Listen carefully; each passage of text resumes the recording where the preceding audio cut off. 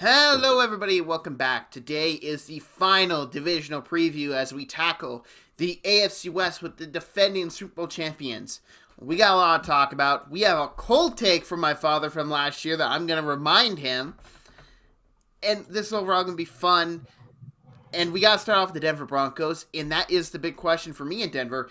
Is this Russell Wilson's last year in Denver? Or does he come back and work with Sean Payton more in the future? I think he'll be back. Once again, I think it's going to honestly depend upon how the two work together this year. I mean, it looks already like they're taking on some injuries that won't allow him to be, as prolific as what Denver hoped when they did the trade. But I said it last year when the trade was made. I don't think Russell Wilson will ever make a Super Bowl again. And that wasn't an embittered Seahawks fan. You can attest to the years of me trying to figure out different places to trade for him to get first-round picks. And so I think that this game at the NFL level, he's got one set of skills. His legs are kind of deteriorating, and teams know how to play him now. So I don't think it's his last year in Denver, but he's not going to be the one to get them over the top and back to the Super Bowl. Do you think if they have the chance to draft like a Quinn Ewers or Michael Penix in the draft next year, they maybe take him and have him sit behind Russ a year and let Peyton work with him, develop him? Well, if Russ struggles this year, or if they're not where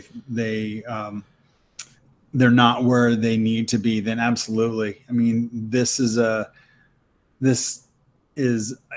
NFL where right now, if a player hasn't done anything in a couple of years, then you need to move on. They don't have the luxury of 3 to 4 years anymore before ownership starts to saying, hey, you haven't turned this around to the head coach, so we're going to find somebody new. I mean, look at Trey Lance right now. Everybody's talking about how he's a bust, and he's still only 22 years old. So the NFL is very unforgiving anymore. You've been very hard on Russ not wanting to adjust to certain offenses and all that. Do you see him playing more of a Sean Payton offense, or is it still going to be the Russell Wilson offense? It's not that I don't think that Russ is willing to adjust. He is very set in his ways, but I believe, in my opinion, it's because that's all he can do. He can't throw over short yardage over the middle, the short and intermediate over the middle. He can't do. He likes the big play, and let's face it, he's one of the best, deep ball throwers in the NFL. It's got him a lot of recognition. Peyton is going to, make him a better version of himself, but he's not 6'4", and he can't see over a lot of the offensive line. And he's, 12 years into the league, 10 years into the league, and he's kind of set. So I do believe that they will have the best version of the offense that he can run out there, and Peyton will maximize that. I think there's one more negative thing we have to get out of the way with Denver before we get to positives, and how have all these injuries piling up receiving core? Jerry Jeudy got hurt the other day being a card off. You got Tim Patrick who's done for the year. How much does that affect their receiving talent as a position I think they're kind of weak at heading into the season with those guys healthy, but now with them hurt, I think it's even more noticeable. Oh, it definitely hurts them. First off, Jeudy played most of the year last year. He was hurt a couple times, but he played most of the year. I don't think Patrick really played last year at all. He got hurt the first week of training camp last year. Okay, so there you go. So you can't get any continuity with these players. How do you expect to go out there and perform during the games? So it's pretty tough. Do you think there's going to be a big reliance on rookie Marvin Mims in this offense now, kind of playing a bit more of that Sean Payton stretch the field type guy? Oh yeah, and I mean Wilson. Let's face it, Wilson is really good about stretching the field. I think that's going to put Cortland Sutton in more of a possession type, type situation. Maybe a little more short catch and then try to get some yards after the catch. Yep. One noticeable thing Denver did in the offseason, and it was very noticeable, was they went and paid for some offensive line. Do you feel much better about this Denver offensive line heading into this season than last season? Or does some of the guys they brought in who have had injury history, does it concern you with the amount of money they've paid them? I think it all depends upon how well they come together, right? Because let's face it, with offensive lines, you need guys to be able to work together. And so it depends upon how well they can mesh as a team. We've seen really, really good offensive linemen that just can't work together. So, I think it's just going to depend upon how well they put together. Noticeable loss from last year, and probably their best piece from last year. They lost their defense coordinator in Evero, and they brought in former Broncos head coach Vance Joseph. Are they going to run a similar scheme as they did last year, with Vance also being from the Vic Fangio tree? Or are they going to kind of just change it up a bit, bring in some more of the Arizona-esque defense they had last year than Denver? I think that they'll utilize more of what Arizona was running. Let's face it. I mean, they lost a couple of pieces last year. They traded Chubb. And so you think about it, they brought in Zach Allen.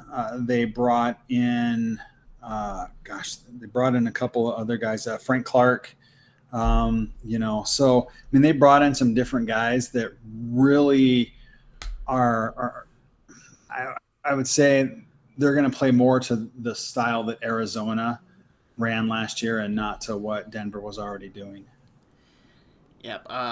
Does that give you a little bit of concern, though, because they had such a dominant defense last year, and it's what kept them in most games and had them win the games they did? Does that concern you moving into this season? No, not really. I'd say Vance is a pretty good defensive coordinator, and just because you're changing some things up doesn't mean that it's not going to be good. I mean, he was basically, trying to arm wrestle in the last couple of years with his arms tied behind his back down in Arizona. So I'm really excited to see what he can do with Drew Sanders. He was a favorite of both yours and mine in the draft. So I'd really like to see what he can do that. And the other sneaky player that, just by the way Vance, had worked with Buddha, J.L. Skinner is a completely different style player than Buddha, but man, I'm telling you what, he could be a sneaky surprise player. My concern with J.L. Skinner is the medicals that popped up, and he suffered, unfortunately, injury in the pre-draft process, or else there'd be no way he fell to where he did in the draft. No, but I mean, he'll get healthy again. It was just a freak workout incident. He'll get healthy. He'll be fine. There's one last question that needs to be asked before we move on to the Chargers, and that's if the Broncos defense falters one bit, will the Broncos fans be at Vance Joseph's neck for the second time in his Denver 10 years? Absolutely. He's not the most popular coach there already, and if they don't get off to a hot start, I could see them calling for him by week 2. Well, I don't even think it's that. Sadly, I think it's just they've been beat up for how many years now, right? Every year there's a lot of hype. Every year there's a lot of hype. They went and they did this, and so they're going to be better. They're going to be back in the playoffs. They went and traded away the farm for Russell Wilson, and they were supposed to be, dominant in an overpowered AFC West last year. And then what happens? Basically the drain got pulled and they kind of all went down with the bathwater. So I think that fans now are just fed up. And so if there's a struggle, the one bright light that they had last year was on defense. And if they start just giving up a ton of points, I think that, the fans will be out for blood. That's very fair. Now it's time to move over to the Chargers. And the big question is, this team is very good. You can point out some issues they have, but is Justin Herbert ready to get to MVP status? He had a great season last year, struggling with a rib injury, and he now has an offense coordinator that will play to his strengths. How much of an impact do you think that will have on Herbert's game this year and overall on the Chargers team in general? I like the addition. I think that they're going to be a lot better. They've done a lot over the past couple years so far as struggling when they shouldn't be struggling, right? Their offense, it's high powered, and then for some reason they just stall out. And you go back and you look, and it's like, well, they were doing just fine. So what happens last year in the playoffs against Jacksonville? Prime example. Do I think that overall the offense is going to be changed so much that they're going to be, just ultra dynamic? I don't think that they're going to be night and day compared to the last couple of years. I think the situational offense is where they're going to be better at, and their situational offense is what's hampered them over the past couple of years. You look at a guy like Austin Eckler, who is getting up there in age and demanded a trade in the offseason, and he's in the last year of his deal. Do you see them going out and making a move for Jonathan Taylor to bring Taylor in to work with that Chargers offense? Not really. I just don't see. They're one of the teams that don't lean as heavily on the run game, and the running style that they play, I just don't think that's Jonathan Taylor-esque. And so I wouldn't look for them to be one of the ones that make a splash and try to go do that. That's very fair.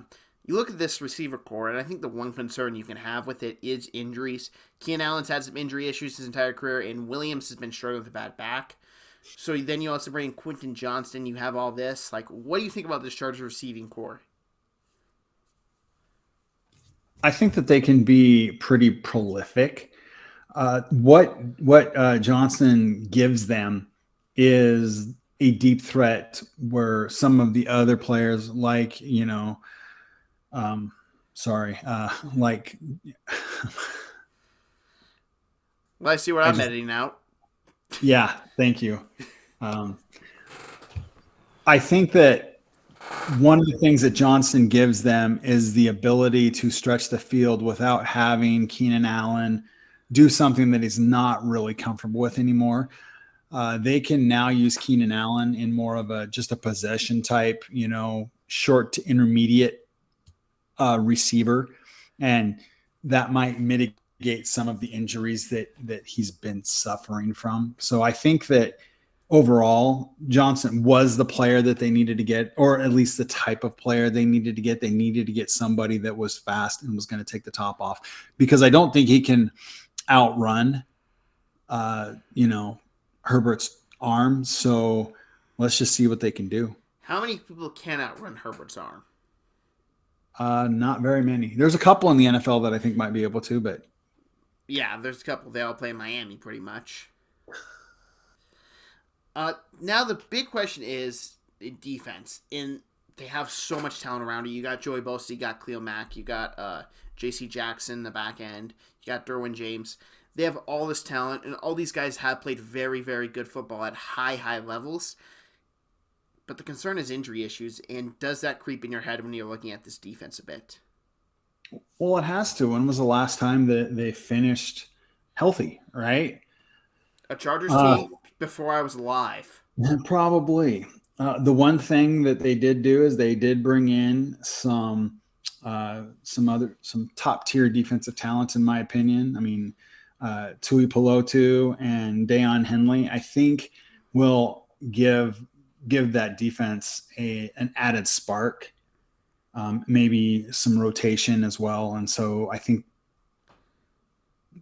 barring major injuries, I think they'll be able to overcome some of the minor injuries that they seem to be getting plagued with yearly, and they should be okay. One last Chargers question. Game on the line, do you trust a Chargers kicker? I don't trust kickers in any game unless they're there's not too many NFL kickers that I trust game on the line. Justin Tucker, one of them? He would be one of them. One of the few. That's going to wrap us up with the Chargers for now. There's plenty good to talk about when we get in their draft class. But man, here's the big question for the entire NFL: who can stop the Chiefs? Um, any given Sunday, right? So if you look at it back last year, the Eagles almost did. It was a pretty good punt return that got the Chiefs back into a position. But other than that, you know, uh, there's a lot of teams in the NFL that got stronger this year, Mm-hmm. and so And I'd argue it, so did the Chiefs as well with their draft class. no, absolutely, they did get some youth that can help their team. There's no doubt about that. But the same thing that you can say, a lot of the teams that win consistently, a few years in a row, their players seem to start getting hurt more and more. So we'll see what happens. Travis Kelce is gonna start dropping off here sooner or later. Maybe within the next 10 years, he's gonna start dropping off. So they're Andy Reid coached, which means they're well coached. They have a plan. They execute their plan. Their defensive philosophy, it goes right along with what their offensive philosophy is. They like to score points and they like to put pressure on the other team's quarterback. And that's what Andy, if you think about it, what Andy's been doing when he was in Philadelphia as well. So he always wants to put a lot of pressure on the other team's quarterback. And by getting the lead, you can do that. So the one area where they have struggled in the past has been defending the run. And with Chris Jones out, who knows?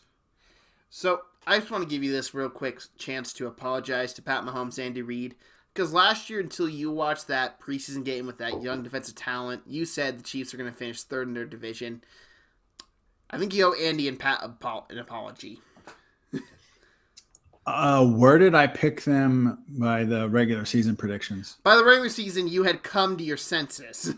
Okay, then that's all that matters because that's what preseason is. Okay. So I think the concern when you look at this Chiefs team, and as you said, the run game can be a concern, especially without Chris Jones, but they'll probably try and iron something out. Even if not, there will be guys available you can trade for. But the big concern I have for them is that receiving core. Because Travis Kelce is their number one. There's no doubt about it. But do they have a number two or a guy who can maybe even take that number one wide receiver option and make Travis's life a little bit easier? They need one. What was the one thing last year, including myself preseason? What was the one thing that everybody said, right? Everybody was like, "Oh, without Tyreek, their offense is going to be stagnant and they're not going to be as prolific." And they still utilized Kelce, right? They actually increased their running game. They went out and they got Kadarius Toney. They went out and they got, Scantling, Sky Moore. They drafted him last year. And I think Sky Moore, he was one of my breakout predictions last year. And it was interesting. I was listening to a podcast and coming to find out rookies don't do particularly well in Andy Reid's system simply because it's so intricate. I didn't know that. I just see everybody always do awesome things with an Andy Reid system, so I didn't realize that it was that intricate. So they've got a lot of weapons, and then picking up Rashee Rice, I think in the draft, I think is going to be pretty big because I can't remember. We heard something as to why he wasn't considered a first round pick, but I think it was more on the maybe there might be issues personally side than anything else. And on the field, he's just a stud, right? So if you have multiple places to go, you don't really need another number one. You've got multiple twos. And look what Jacksonville did with multiple twos last year and no number one. And at least the Chiefs have a number one in Travis Kelce. Maybe the best tight end of all time, you could debate. Possible. Now, the Chiefs are very loaded. Their quarterback play will be awesome. The receiver room, as you just said, and I agree with you, is that they have a lot of number twos. They need a one. Maybe that's Sky Moore this year after he's worked in the system. Maybe it is Rashee Rice. Maybe it's Kadarius Toney. Time will tell on that. But I have an idea for you because I just asked you about Jonathan Taylor Chargers. Well, what's something you and I have both said that the Colts need to get? They need to get a running back in this deal. What if the Chiefs offered, say, a Clyde Edwards-Helaire and a second and a fourth-round pick for Jonathan Taylor?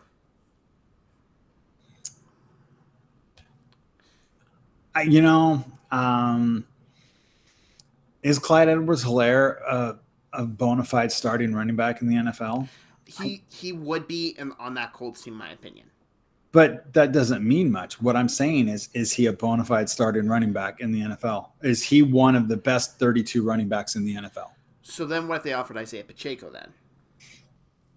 I don't think they're getting rid of Pacheco. Neither do I. But that would be an option. I mean, that would be – I don't think the Colts would stop listening if that was the case. No. Isaiah Pacheco, he runs like he is a 7-foot monster that's going to run you over. And he's not that. But he's still going to run you over. Now, the question I have for the Chiefs still is they're replacing Eric Bieniemy on the offense coordinator side. Do you see a drop-off at all, or is it just Andy Reid's offense? It's going to be the same old dominant performance week in, week out? Oh, I think there'll be some drop-off. I mean, yes, and the system is Andy's, but Bieniemy did a lot of the play calls, right? And so, I mean, he would, of course, talk to Andy, but I mean, he did a lot of the play calling. So I think there'll be a drop off. Sadly, neither of us are huge fans, or maybe that's not sadly, it just depends upon your point of view, but neither of us are really huge fans of their current offensive coordinator. So I think we ask any Bears fan, they would be a lot more ruthless than us. A lot more. I have a quick question since we're talking KC. How long is Amenahu suspended for? Do you know? I want to say it's 4 games, but I don't think that was ever confirmed. So just put that into perspective, because if Chris Jones sits out and Amenahu suspended, they don't have either their number one interior defensive line guys. Yeah, that's true, and he's also dealing with a calf injury as well. Yeah, so. Yep, I think that is a concern with the Chiefs, absolutely. But this is still the Chiefs. It's hard for me not to pick them. That being said, I do think week 1 they're going to be in a fight. Because they're Dan Campbell, I don't care what team you are, I don't care how much better you are than the Lions, they're going to drag you into a knockout, brawl-out fight. And without Chris Jones, that could be a very bad recipe for the Chiefs. What's the one thing I always say about how to beat the Chiefs? Run the ball. Keep Patrick Mahomes off the field. And so that could be a recipe, especially if you don't have, your starting right side of your defensive line. That's pretty tough.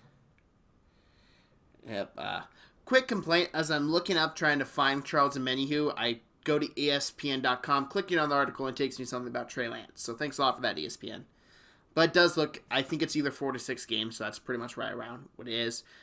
So do you have concerns about him sitting out, and does that give Jones more ammo to sit out to be like, yo, you're going to get run all over if I don't play, so you either pay me or I sit out, and you take some losses that could hurt us in the playoff chances? Well, you think, and that might be why Chris Jones came out the other day and said that he was fine with sitting out, trying to run a bluff. I think that Keandre Coburn and Felix Anudike-Uzomah. What about George Karlaftis? Karlaftis is on the left side, though. Okay, that's So you fair. got Jones and Amenihu are play on the right side. Karlaftis and Nadi are the left side. So just looking at the depth chart, they're showing that it's Coburn and Uzama as the guys that would be in the second string. So, you know, um, do I think that they can hold down the fort? It's possible. You know, you do remember that you only have to slow down the opposing offense because you do have, the best quarterback in the NFL. Yep. Here would be their first 6 games without Amenihu and possibly Jones. The Lions, which we already talked about, the Jaguars, the Bears, the Jets, Vikings, and Broncos. Teams that all have talent in the running back position and can run the ball successfully. Yeah, Keandre Coburn did well in college, stopping the run. You know, FAU. Uh, he was good against the run. He was definitely more splashy on the press in the pocket side, but it's we'll see what happens. Yep, it's definitely something to monitor about Chiefs Kingdom. Absolutely.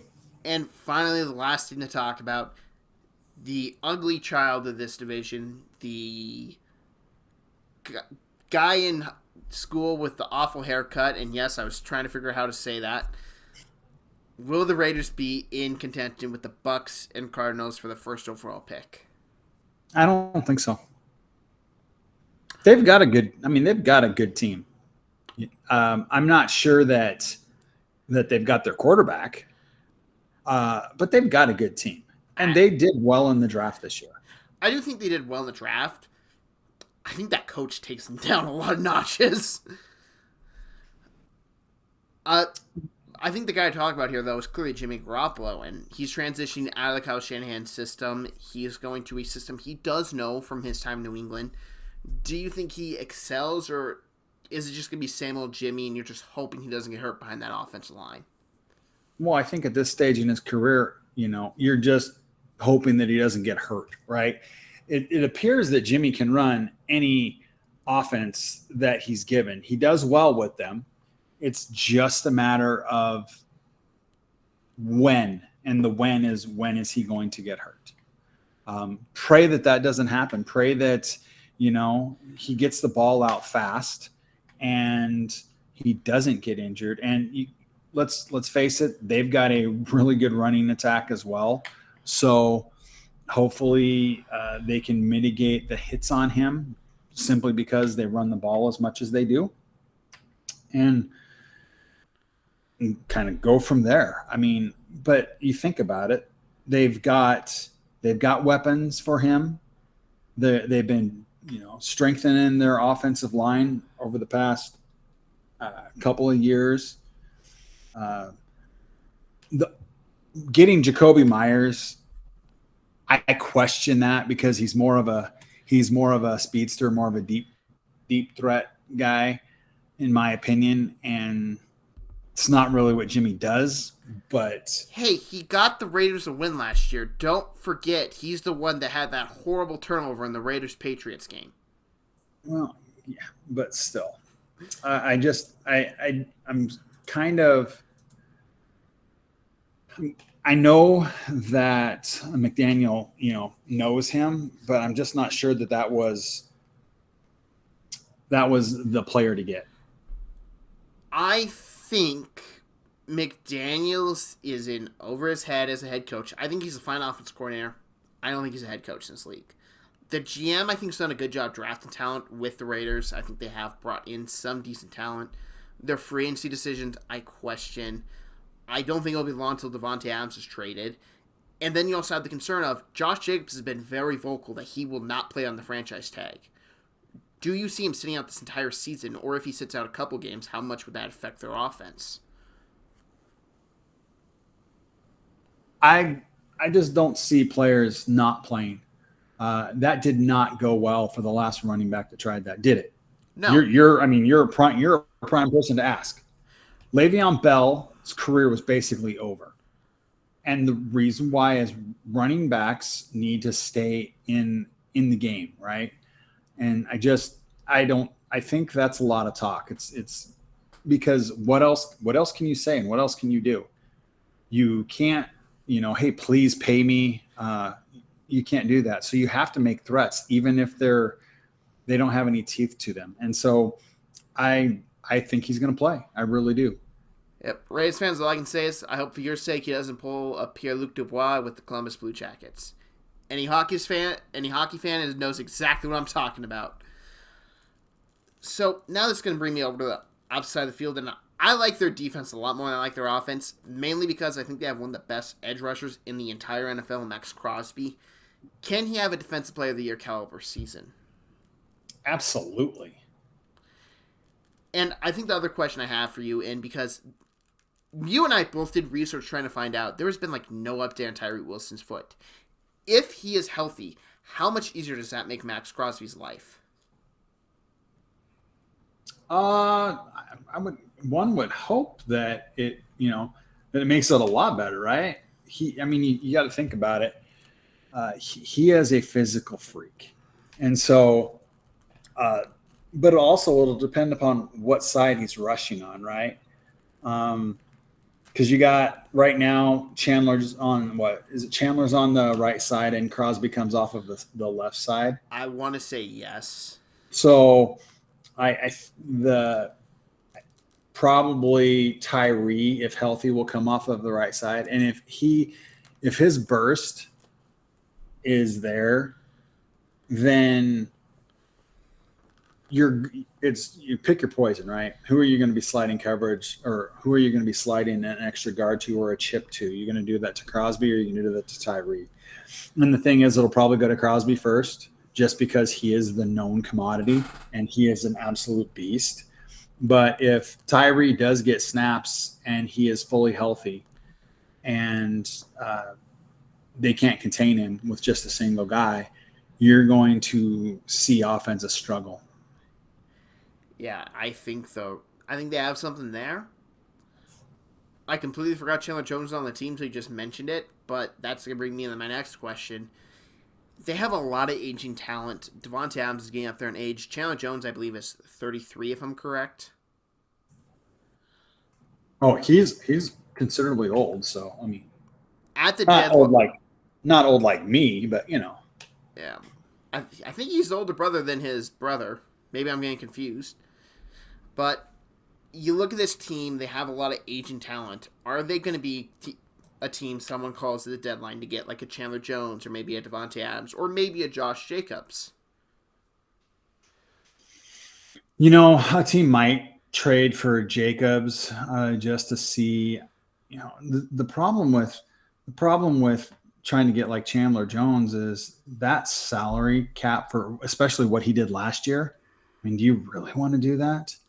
So that's a significant dollar amount, to throw in there for somebody that struggled last year. If I think my team can go on a Super Bowl run and I can just look at if I win the Super Bowl this year, I don't care how bad that contract is. Yeah, but I mean, is he gonna help? Yeah, that's the question. Yeah.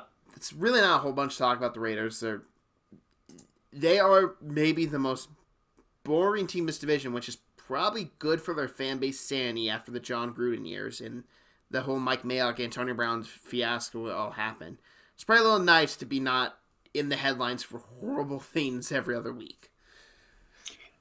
While you were talking, I was looking, and so on August 16th, the Raiders did activate him. So they activated Wilson? Yeah. Okay, well, that's good. Let's move on to some coaching staff rankings, and I'm just going to reveal mine real quick. Fourth place, I have the Raiders. I will never be a Josh McDaniels fan. If you've heard me talk about him, I'm not a fan. I do not think he's an NFL head coach. I think he was sheltered in New England behind Belichick, and that saved him a lot. 3, I have the Chargers. I'm higher on Staley than a lot of people, but I can't put him above Sean Payton. I love Kellen Moore. I think Kellen Moore is a great addition. He's going to open up that offense a lot for Justin Herbert, but I have to put him at 3. Second, it's Sean Payton and his new staff in Denver. Sean is one of the best coaches of my lifetime. From when I've been watching football, he's one of the best. The unfortunate thing is, he's right behind the second best coach I've ever seen in my lifetime, and that's Kansas City Chiefs in Andy Reid. Do I like the Chiefs' offense coordinator? No. But it's Andy Reid's offense. I have faith in Andy making sure stuff goes over smoothly there. And Spagnuolo has been great for the Chiefs' defense for many years now. They maybe aren't going to have a top 5 defense, but at minimum, they're going to have a league average defense, and the league average wins them football games. Well, moving on, because that's the exact order that I have. Anything to add on that, though? Coaches. No, I'd say you nailed it. Okay. Draft rankings. I have 4th, the Chiefs, and that was hard because I didn't outright hate any draft classes. There were just teams I gave higher grades to and all that. 3rd place, I had the Broncos. 2nd, I had the Raiders. And 1st, I had the Chargers. We have a couple of disagreements here, so I'll let you speak to the reason why. Okay, I'm going to start from the bottom and work my way up. FAU, you were much higher on than me. I wasn't his biggest fan. I thought he was a fine player, but I didn't think he was a first-round pick. Probably someone Spagnuolo is going to use because he fits that defensive scheme very well. Rashee Rice, I love. I thought he was very talented. I was surprised when you got out of the pre-draft, when you got out of the draft process and people were kind of looking at the class. They were like, I didn't care for him much, and that really shocked me because I thought he was very talented at SMU with Tanner Mordecai. And the rest of the class, I was just kind of on. I wasn't the biggest Wanya Morris fan. Sharmani Connor was to me. BJ Thompson did intrigue me, but it was FCS. It's hard for me to give a high grade on it. Coburn, as you said, was very good against the run, but he is a rookie who played at Texas, and Texas did have a couple games that they were just on. And Nick Jones, I admit I didn't watch him, so it was hard for me to speak on someone I did not watch, and I feel it'd be disrespectful of the player to speak on that. 3rd place, I do have the Broncos. Marvin Mims, I do like, not as much as everyone else, it seems. Drew Sanders, I thought, was a great pick. He was one of the few linebackers I thought could be taken round 1. But he is developmental, so I don't know if he's going to have immediate impact year 1 or maybe even year 2. But I think by the end of that contract, he's going to be a very good player. Riley Moss, athletic corner. I think they'll probably move him to safety. And Jale Skinner, again, we already talked about him. Extremely talented. Would not be on the board if he was healthy. And Alex Forsyth, I was so on. He didn't blow me away. He didn't make me go, eh. He was just kind of there for me. 2nd, I had the Raiders. Tyrell Wilson was my 2nd graded player in the entire draft. Michael Mayer, I like a lot. I didn't think he was the best side in this class, but I thought he was a very good tight end and will play in that system well. Byron Young, a good defensive lineman, can come in there and take over some roles. Trey Tucker is an interesting wide receiver from Cincinnati. Jacorian Bennett, he was someone that gained steam late. I was so on him because I liked him, but not as much as everyone else. I think he's perfect value in the 4th round. Aiden O'Connell might be getting playing time this year. He might be their starting quarterback by the end of the season. Does that mean he's their starting quarterback in the future? Probably not, but they need to get someone to come in and be behind Jimmy. Christopher Smith, listen, it's a guy from Georgia. I'm not going to criticize anyone for taking a guy from Georgia. Maury Burnley at Florida. I watched him a lot. I wasn't the biggest fan of him. I thought he got burned way too often when they had him in the pass game and pass coverage. And he just wasn't the solid tackler in the run game as you would like. And I did not watch Nesta Jade Silvera. I didn't even know who he was when I was looking at who they drafted. Lastly, I had the Chargers. Quinn Johnson, I was not the highest on, but I understood the pick. Tooley, on the other hand, is a beast. That dude making it as far as he did in the 2nd round, I don't know. He will be a very dominant edge for them, and he gives them some depth behind Bosa and Mack, which is desperately needed. Deion Henley could end up being the best linebacker in this class. And I'm high on Drew Sanders, and I'm high on Jack Campbell.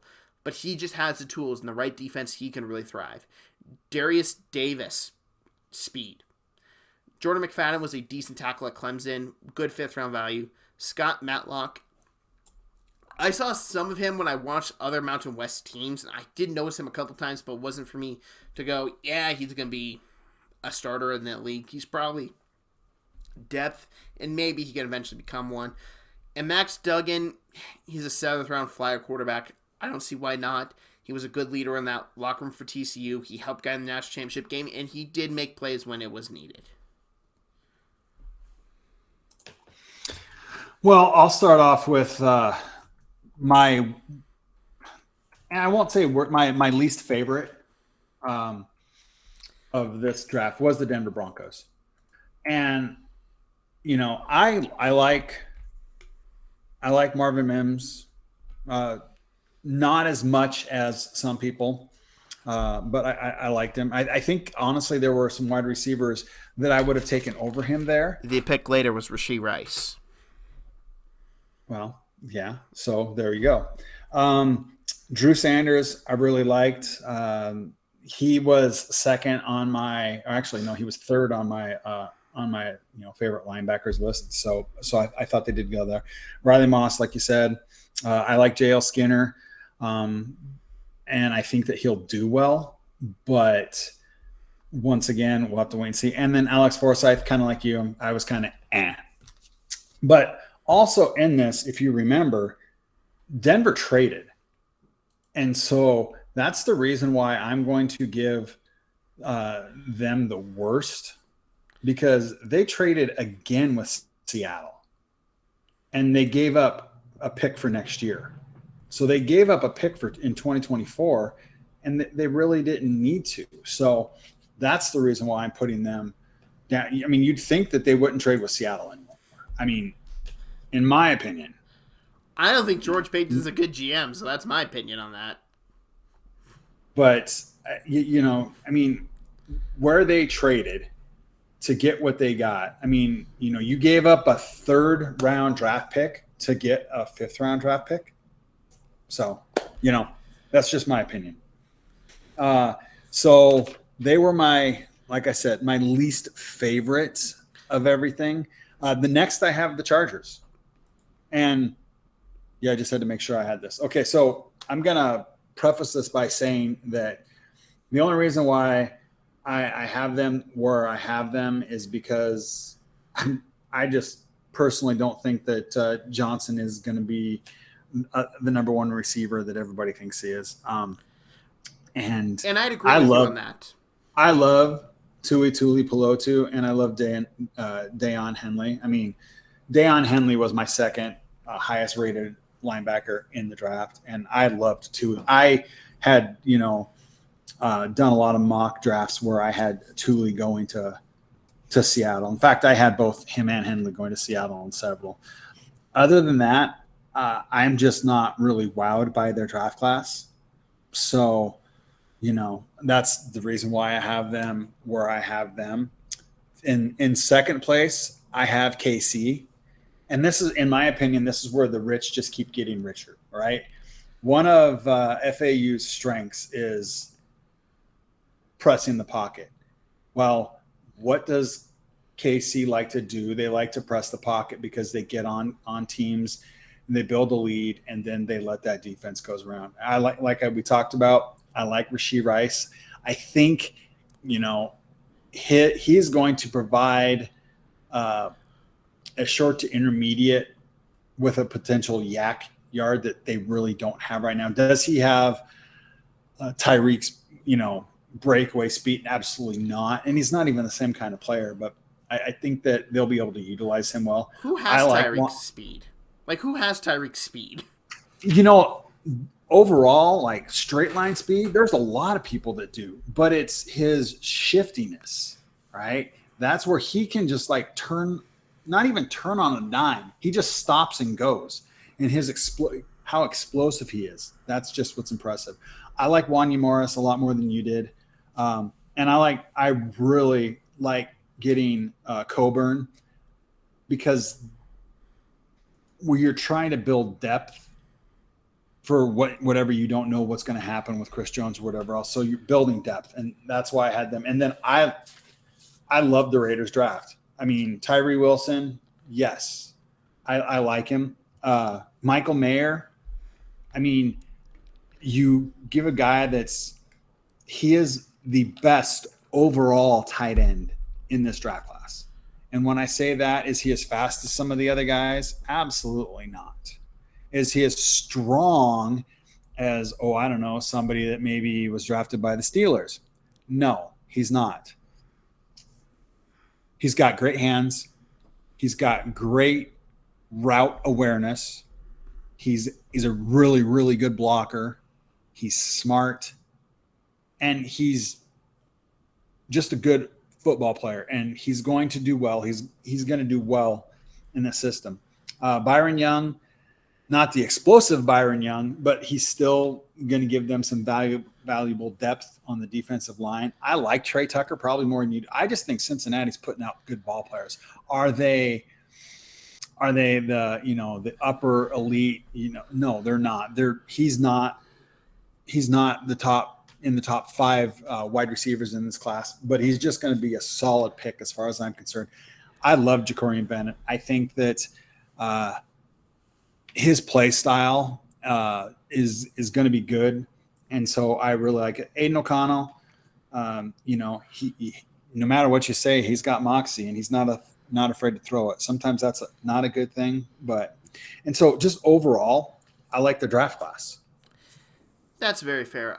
This is probably going to be one of the last years you can say that about Cincinnati because their head coach went to Wisconsin and took all their talent.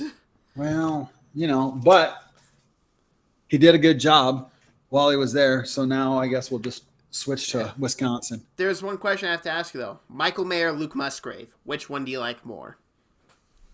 Whose offensive system? Choose. Just choose whatever you want to run. I would go with Luke Musgrave. Knew it.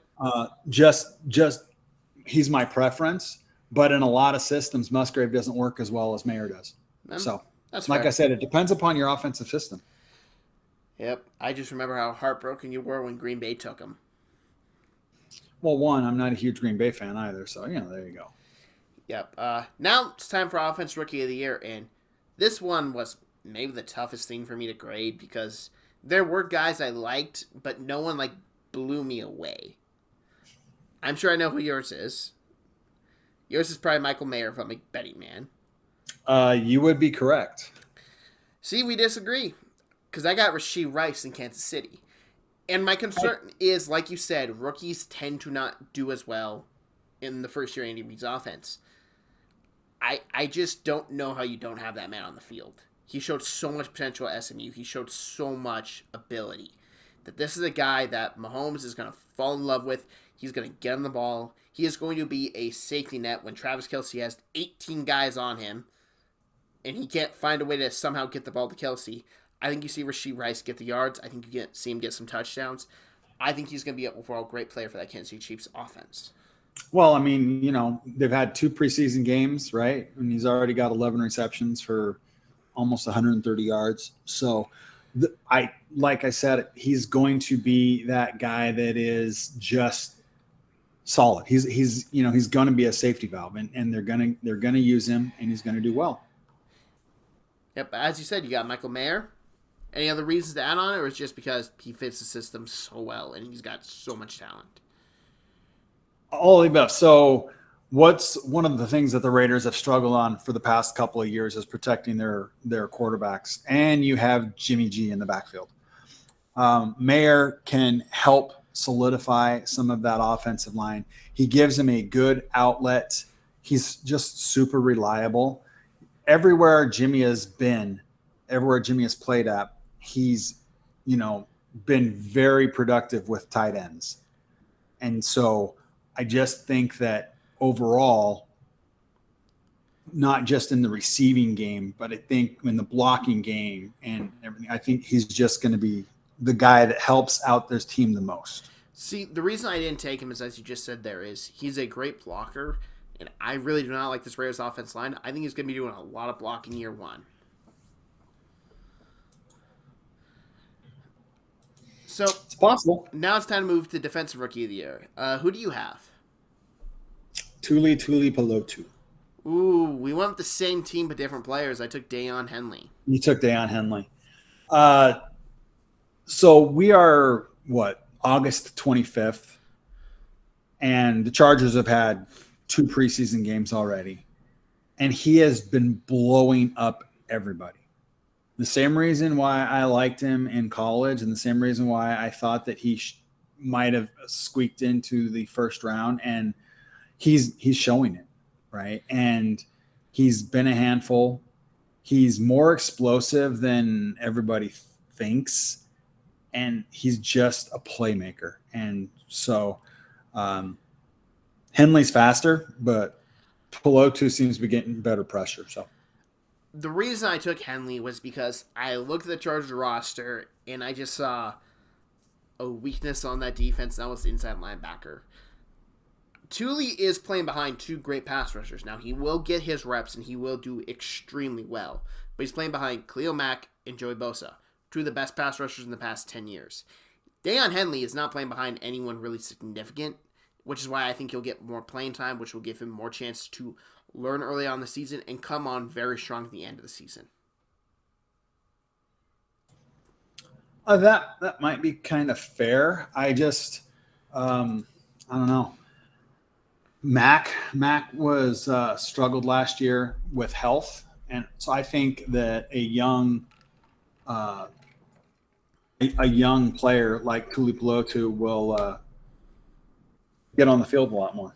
Besides that, they can also slide him in as not just an outside linebacker, but as a DN. And so I think that one of his positional versatilities is another reason why he could be dynamic this year. Yep. We'll find out soon, but we both agree the Chargers got two studs in defense this class. Best offseason addition. Who do you got? I don't think anybody can disagree that it's got to be Sean Payton. I have a different name. Oh, interesting. The reason I didn't put Sean Payton was I don't see the Broncos making the playoffs. I see him fixing a lot of their issues, but I think a lot of their issues are probably going to have to come more fruition in 2024 than 2023.